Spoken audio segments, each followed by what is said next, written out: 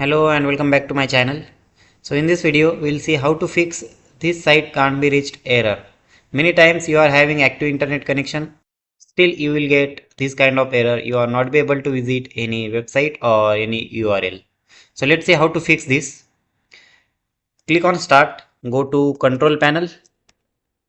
So search for control panel and here click on network and internet and then network and sharing center. After that, here you will see your Wi-Fi or broadband name, whatever you are using for your internet connection. So I'll click on my Wi-Fi name, then go to properties, and here in this list, what you have to do, scroll down and see internet protocol version 6, TCP IP version 6. So you have to uncheck it. So disable it and click on OK.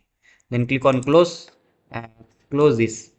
Now just try to refresh your web page, and now here I'm able to access my Facebook account. So in this way, if you are not be able to access any URL or website, just disable IP version 6 in your control panel and network and sharing center.